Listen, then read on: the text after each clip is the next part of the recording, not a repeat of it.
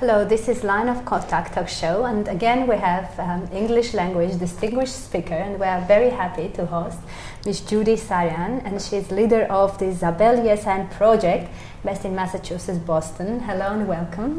Thank you. I'm glad to be here. It's a privilege to have you, and I'm very excited to discuss Zabel Yesayan and her work. But I think that in Armenia, but also in diaspora and abroad, people are not very familiar with her. So just to start, would you just tell us a little bit about her and her life? So we have kind of a general picture, and then we'll go a little bit discussing her life and works as well. Yes, Zabel Yesayan is not as well known as I think she should be in Armenia or in the diaspora. She was born in Istanbul on the Asian side of the Bosphorus in 1878. So, you know, she lived many years ago, but her life was very much influenced by the major events that occurred in the late Ottoman Empire that had a very significant impact on the history of the Armenians and the future of the Armenians living in the Ottoman Empire. She went to school in Constantinople, in Bolis, but from what we know, she learned most of her progressive ideas from her father. She was the oldest of 3 daughters, and her father spent a lot of time with her, talking about the importance of human dignity and human rights. And we see that this is a theme that repeats over and over in her works, in her written works, as well as in her political action. She studied also overseas in Paris, France, at the Sorbonne. She was one of the very first women from the Ottoman Empire to study overseas to get her advanced degree, so that made her quite unusual.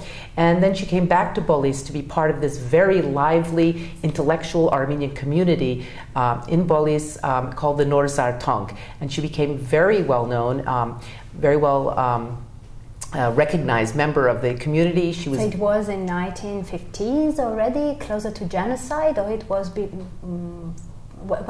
when she came back already to Polis? It was the early 1900s, so it was before the genocide, and she became a journalist. She was writing many articles about the role of women in society. She would get into arguments, very public arguments, with many of the Armenian leaders like Trikor Zorab, and she would advocate for women's education for personal fulfillment, whereas many of the Armenian leaders would say that women should be educated only because they should be able to for their kids. So these are themes that we hear repeated today, and here it was well over 100 years ago that people were saying the same thing. But that didn't stop her. She published novels. She wrote a satire about one of her colleagues. It created a furor in the community. They had to discontinue publication, and then because of her position and the fact that she was known to be outspoken, she was chosen by the Armenian Patriarchate of Constantinople to go to Adana after the massacres of Adana in 1909. And she was sent there to provide relief for the orphans and to observe conditions. And after she returned back to Istanbul, she wrote one of her most important works, In the Ruins. And this is the book that we recently published in English translation. Aharonyan is the Armenian title, but this book is extremely important because in it we really see her political point of view, and she makes it very clear why she is writing the book in the preface, and she is writing it to the entire Ottoman fatherland. In addition to the Armenian people, of course, she wants to reach them, but she also wants to reach a larger audience. And this is something that we find in Zabel Yesayan over and over again. What I find unique about Zabel Yesayan, based also on the time where she lived in Constantinople, is that she was very progressive in her ideas in the Armenian community at that time, and very in time with other writers around the world, and specifically in Europe, France, where she had a lot of friends. She was able to bring new ideas, new ways of writing in the literature, also tackling social issues human rights issues, women's rights issues in literature. One of her 3 novels where she's talking about specifically gender roles, gender rights, gender equality, and the situation of women during that time. She talks also about relationships, desire, sexuality, and these are topics, personal topics, that usually writers in that area, not only Armenians, but specifically Armenians, wouldn't tackle as much, or wouldn't look at it from a woman's perspective, differences between women and men. I think it's very important to have her and to read her, because a lot of time when we talk about sensitive issues and very difficult issues like human rights in this society, and specifically women's rights, we are always labeled as, you know, somebody that is bringing ideas from foreign, I don't know, literature or researchers, and having people like writers like Zabel Yesayan will break that belief, because she wrote from the reality she lived in, and she wrote about the Armenian mentality in general, behavior, specific prejudices that are very present in the Armenian society, in the Armenian family. And her writings are the basis that we can continue on. A lot of time today we do trainings, we talk about gender inequality, we talk about problems, and we talk about domestic violence in family. We can refer more in her writings, we can read more and learn a lot of the things that she's bringing forward around these issues, which are, okay, happened 100 years ago almost, but still very actual and very Armenian. So we can use this experience that she presented. She has a very global viewpoint. In fact, prior to 1909, she tried to start an Ottoman women's peace organization, and she reached out to all sectors of the society in the Ottoman Empire, and I'm talking about, you know, Muslim intellectuals, Turkish intellectuals, Greeks, Jews, etc. So here she was in a society that was trying very hard. The Ottoman Empire tried very hard to separate groups of people and to have them, you know, pitted them against each other, and she was trying to bring people together. Extremely unusual and very forward thinking, and I think it really is important to recognize, because after she wrote the book In the Ruins, and she reaches out to the entire Ottoman population, she made some very important points, and I'd love to talk about them, but I don't, I want to. Yeah, but I think what's interesting about her, it's not just that she lived in Istanbul or Constantinople for a long time, but then she moved to Soviet Armenia. I think that's a bit unusual. Well, that's usual that people came here, but she was in such a difficult situations, like Adana massacres and then genocide, and then she came here when Stalin repressions also started. So would you tell a little bit how she appeared in Soviet Armenia and what was her fate? Yes, this is, again, extremely amazing that she decided to do this, and I've thought a great deal about it. So she did go from Istanbul. She was on the list that was targeted for arrest and deportation in 1915. She was one of 2 women on that list, and she was able to escape, which is amazing. She went into hiding for 3 months, and as far as we know, she used a false, false documents to escape into Bulgaria. From Bulgaria, she had to escape again because Bulgaria entered the war. She went to Tiflis and then Baku. In Baku, she spent 2 years at least taking down eyewitness accounts of the genocide. So again, she was very much in the center of what was happening to the Armenian people. And so she had already experienced Adana and had written about it, and now she is in Baku and seeing the refugees come to Baku, and she's writing down. In fact, she published the first eyewitness account of the genocide by Haig Toroyan, but she wrote it down, and she wrote it in a first-person narrative, a very interesting approach in terms of her narrative style. But then she went back to France after the war was over.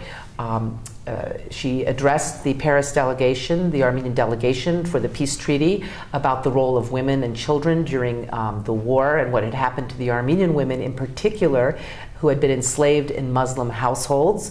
So this was something that was well known, although later people didn't want to talk about it. It became somewhat repressed.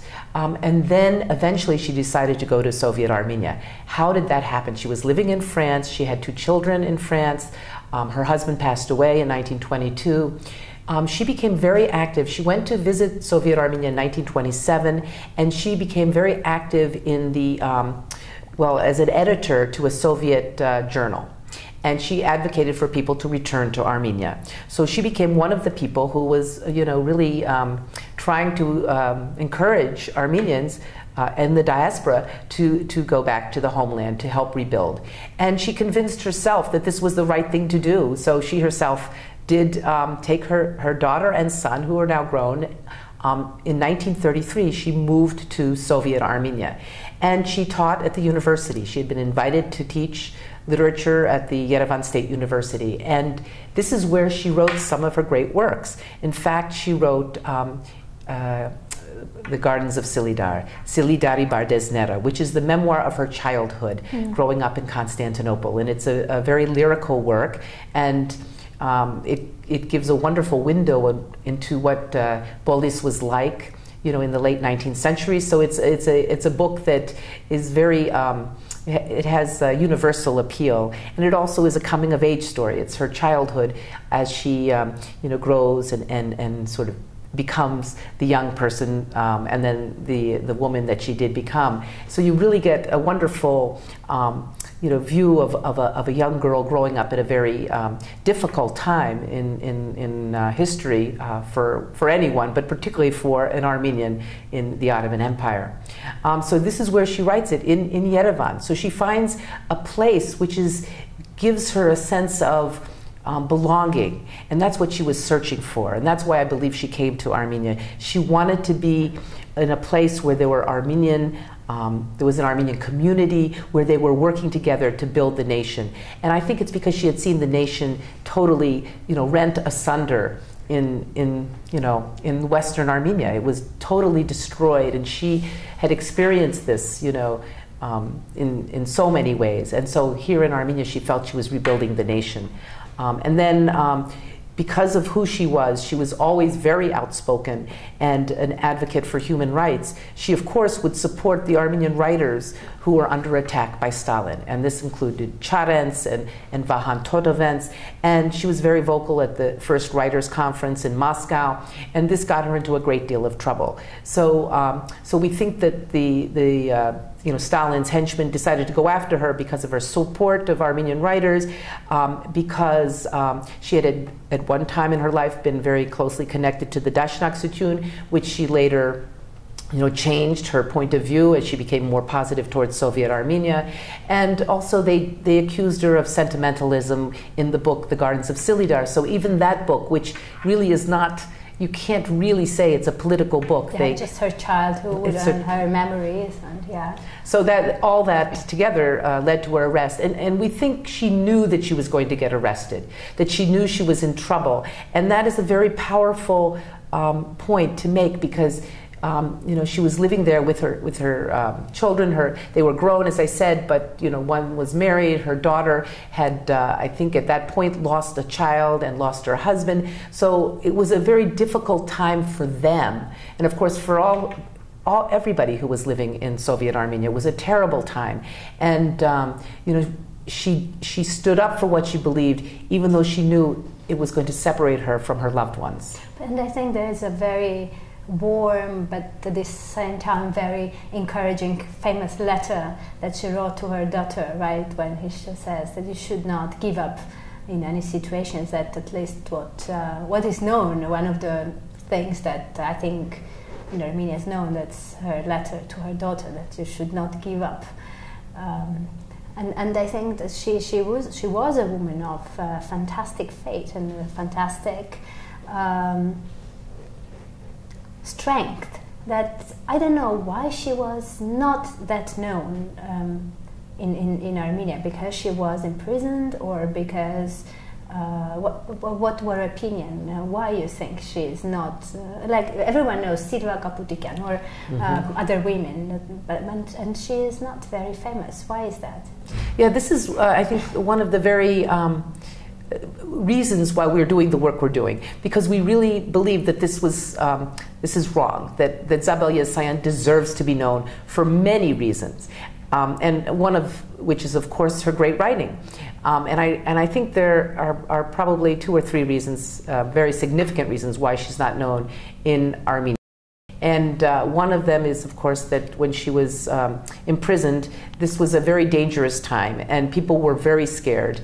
And she had already been through this before too, because when she was living in the Ottoman Empire, there were also the Madnichner, the informants, and then later in Armenia, under Stalin's era, there were Madnichner. So again, it was like a repeating history. So she knew what the environment was. But so there were many informants, and I think people were scared. They didn't even want to talk about her. And this is what I understood from the family members afterwards. For many years, they felt they couldn't even talk about her, even though she sent letters, and they sent letters back and forth, because it could put them into trouble. And she was very aware of that. So she was very careful in what she wrote. So I think that was one of the things that even her family had to repress, her memory. And I believe that also her death was, she actually survived in prison for 6 years, which is kind of amazing, but also quite sad, because we know that her situation was very difficult and she was sick, and we read about this in her letters, and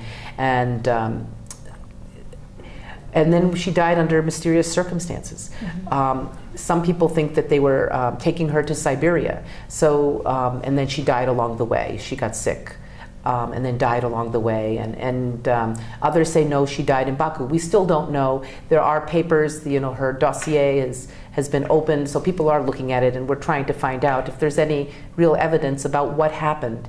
But again, this is because of this mystery, this, the fact that she was considered an enemy of the people. This is what they called everyone. People just tried to repress this memory. It's an extremely sad memory for the Armenians, because here was this great writer, a Western Armenian writer who had come to Eastern Armenia. She was so devoted to her nation and to her art. And I often say that her art and her life were so intertwined. And here she was doing whatever she could for the future of the country, and doing it in a way that was really not so nationalistic as it was just a question of her identity. That and that she was just lost without a trace. I think it must have been a very a black mark on the Armenians, the Armenian people, and they could almost not face it. And so anyway, it was not until the death of Stalin that people started to talk a little bit about Zabel Yesayan, and so then we started to learn a little more, and even her letters were published. And I met someone last night whose relative had actually been the one to publish her letters in Armenia.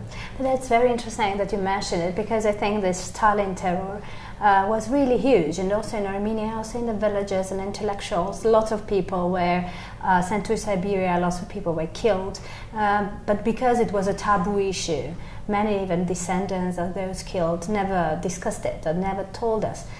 And I think it's important that we open those dark pages of our history and just really critically think why that happened. And Zabel Yesayan is one of those figures that we should maybe learn more about and discuss their role and their literature and their art and their life, and also in the context of Red Terror, as we call it. But I wanted to go back to her writings, or to art, and connecting the dots with today's situation. You said it in a private conversation that there are very interesting flashbacks that we can maybe reflect on. But what exactly you mean? What is so relevant to today's Armenia? Well, as I said, In the Ruins was probably her most political book that she published. In fact, it's very journalistic. It is often described as testimony. And it's a very unusual work because it was her eyewitness account of the aftermath of the massacres of Adana. And in this book, she actually gives voice to women and children who are the victim survivors of Adana. And that had never been done, certainly not by Armenians. And I've done a lot of research, and I don't think it had been done by any other writers as well, none that I can find. So that this focus on their voices, and she will go on at length, giving the person the voice and hearing what they had to say about their experience. So it's a very powerful work, very emotional, very powerful. But what I find is the two parts that are very political are, I believe, the preface. And in the preface, she explains why she wrote this book. And she's addressing it to the entire nation. And she basically says that if we do not look at our bleeding country in its true colors, then tyranny will return over and over again. And she was so prescient because not only did tyranny return very quickly in the Ottoman Empire with the genocide of the Armenian people in 1915, but then look at Turkey today. We're seeing the return of tyranny again in the actions of their leaders and in this recent coup, and then the the attempted coup, I should say, and then the reestablishment of the power of Erdogan, and now he's taking on further, a further authoritarian role and repressing human rights even more than before. So we're seeing it in Turkey, which was obviously the state that came after the Ottoman Empire, and then we're seeing it in other places, including Armenia. We're seeing the return of authoritarian power and force, and this is, again, as I said, Armenians were involved very much in this movement towards human rights back in 1908 with the establishment of reestablishment of the constitution in the Ottoman Empire. They supported the Young Turks, believing that they would have more rights, reforms, exactly, and human rights. They found out very quickly that was not the case. But Armenians have been working towards human rights and social justice for many years. And so, as I said, this is it's very. She understood this cycle. She understood the cycle of war and violence and refugees. And I could give you a couple examples from the book. She specifically wrote about the Balkan refugees and the Cretan refugees from Crete who had recently settled in the Adana area, and they were among the most violent against the Armenian, people, the villagers surrounding Adana. She wrote about how specific villages of Cretan villagers would attack the Armenians, and this is an interesting example of what happens when you have war, i.e. the war in Greece, well then later in Crete, and then in the Balkans, where you have displaced people. But that explains quite well that circle of violence, because when you are a victim of violence, then you are keen to kind of transmit the violence towards other groups. So this circle never ends until you don't have a good channels of taking your anger and your pain out. So that's a known psychological circle. So I think she understood it quite well a century ago. And what you said also, I think it's interesting, this tyranny, etc., and the true colors of the people, not only for Turkey and Ottoman Empire, but also to Soviet Union. When she came to the Soviet Union, it was exactly the same system of oppression, just packaged in a different box, I guess. So I think she went through similar circles at least twice in her life, and that's very relevant, I think, to today's Armenia as well. Yes, absolutely. She did experience almost the same thing over again. And when we look at what happened to the Armenian intelligentsia in the 30s under Stalin's, horrible rule, we realize that you can compare it to what happened in the Ottoman Empire in 1915 with April 24th. And sometimes I wonder why Armenians don't look at those two events and sort of say, look, this repeated. It was a different empire, but it was a very similar action.